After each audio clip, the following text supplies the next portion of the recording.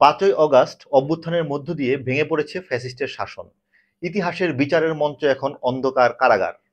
কেরানীগঞ্জ, কাশেমপুর, খুলনা, রাজশাহী এবং চট্টগ্রামের কারাগারে বন্দী রয়েছে ফ্যাসিস্টের এই সকল বড় বড় মন্ত্রী, এমপি এবং আমলারা। কেমন কাটছে তাদের জীবন, আসুন দেখি।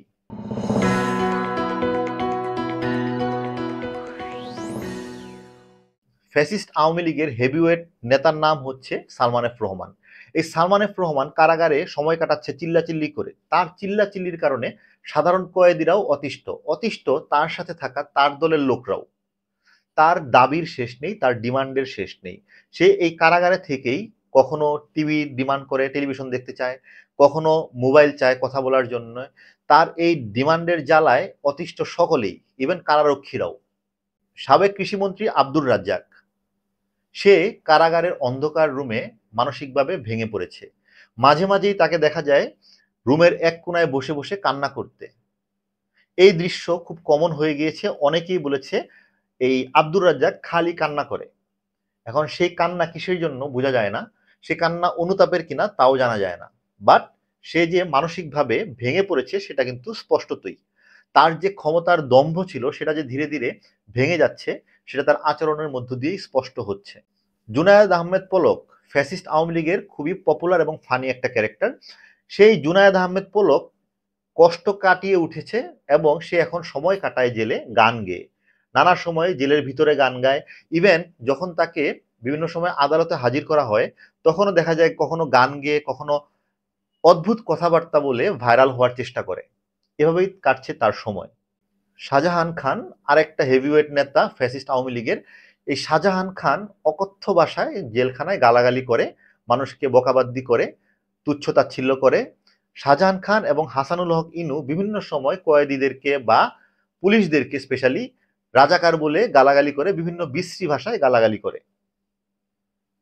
এই কারণে যারা কয়েদি এবং যারা হচ্ছে এই রক্ষী, যারা পুলিশ রয়েছে, তারাও তাদের উপর বিরক্ত। ইভেন শাহজাহান খান যখন তাকে জেলখানা থেকে প্রিজন ভ্যানে করে আদালতে নিয়ে যাওয়া হয়, তখন সে হাতকড়া বা হ্যান্ডকাফ পরতে চায় না। এই কারণেও সে অনেক সময় গালাগালি করে, বিশ্রী ভাষায় কথা বলে। আনিসুল হক, অ্যাডভোকেট আনিসুল হক সময় কাটায় নতুন দিনের স্বপ্ন দেখে। সে সবাইকে নাকি আশার বাণী শোনায়, সবাইকে নাকি নতুন স্বপ্নের কথা শোনায় জেলখানায়, যে ডক্টর ইউনূসের সরকার আর বেশি দিন নেই, খুব কয়েকদিনের ভিতরেই তারা মুক্ত হয়ে যাবেন। এবং এই আশার বাণী শুনিয়েই সবাইকে উদ্বুদ্ধ করার চেষ্টা করছে জেলখানা থেকে। এখন সেই আশার বাণী সে স্বপ্নে পায় না কোথায় পায় সেটা আমার জানা নেই, বাট সে আসলে দিবা স্বপ্নে বিভোর। বাংলাদেশের বিভিন্ন কারাগারে এই ফ্যাসিস্ট আওয়ামী লীগের যারা মন্ত্রী, এমপি, আমলা এবং সহযোগী ছিল, তাদের ভিতরে প্রায় ১৫৪ জন বিভিন্ন কারাগারে বন্দী রয়েছে এবং তাদের অনেকেরই মানসিক অবস্থা খুব একটা ভালো না। তাদের যে ক্ষমতার দম্ভ যখন আস্তে আস্তে ভাঙা শুরু করেছে, তখন আসলে তারাও মানসিকভাবে ভেঙে পড়ছে। তাদের সেই হুঙ্কার, সেই অহমিকা ধীরে ধীরে ফাটল দেখা যাচ্ছে, ভেঙে পড়ছে। এর ভিতরে অনেকেই আবার পাগলামিও করছে। যেমন হাজী সেলিম বা এই কামাল আহমেদ মজুমদার, এইসব যারা বয়স্ক নেতা রয়েছে, তারা অনেকটাই এই জেল জীবন মেনে নিতে পারছে না। এই বাংলাদেশে তারা লুটতরাজ করে যে স্বর্গীয় জীবন তৈরি করেছিল, সেই স্বর্গীয় জীবন যে এভাবে ধসে পড়বে এক মুহূর্তে, সেটা তারা এখনো মানতে পারছে না। তারা বিভিন্ন সময় ক্ষমা প্রার্থনা করছে, তারা তাদের বয়সের দোহাই দিচ্ছে, তারা তাদের মুক্তিযোদ্ধা সার্টিফিকেটের দোহাই দিচ্ছে, কখনো করছে উন্মাদের মতো আচরণ। আর অনেকেই চুপচাপ বাস্তবতা মেনে নিয়েছে। এভাবেই বিভিন্ন জন বিভিন্নভাবে জেলে অন্ধকার এই রুমগুলোতে সময় কাটাচ্ছে আর স্বপ্ন দেখে কখনো হয়তোবা তারা বের হবে, হয়তোবা আওয়ামী লীগ আবার ক্ষমতায় যদি আসে তাহলে বের হতে পারবে। কিন্তু সেই স্বপ্ন যে আসলে কতটা অলীক এবং দিবা স্বপ্ন সেটা হয়তোবা তারা বুঝতে পারছে না। হয়তোবা তাদের সেই বিবেকের জায়গাটাই নষ্ট হয়ে গিয়েছে, যে তারা বা তাদের যে দল, ফ্যাসিস্ট দল আওয়ামী লীগ, কতটা খারাপ কাজ করেছে বাংলাদেশের মানুষের উপরে, সেই রিয়েলাইজেশনটাই হয়তোবা অনেকের নষ্ট হয়ে গিয়েছে। যার কারণে এখনো অনেকেই স্বপ্ন দেখে যে তাদের দল আবার ফিরবে। এখন সেটা ফিরতেই পারে, পলিটিক্যাল পার্টি হিসেবে যেহেতু এখনো নিষিদ্ধ না।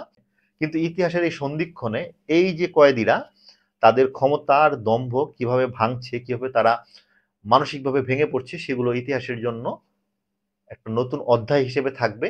সেগুলো অনেকের জন্য শিক্ষণীয় হিসেবে থাকবে। আমার এই ভিডিও যদি ভালো লেগে থাকে তাহলে অবশ্যই আমার চ্যানেলটিকে সাবস্ক্রাইব করে এবং লাইক এবং শেয়ার দিয়ে পাশে থাকবেন। তাহলেই আপনাদের কাছে পৌঁছে যাবে আমার নতুন নতুন কন্টেন্ট। আসসালামু আলাইকুম।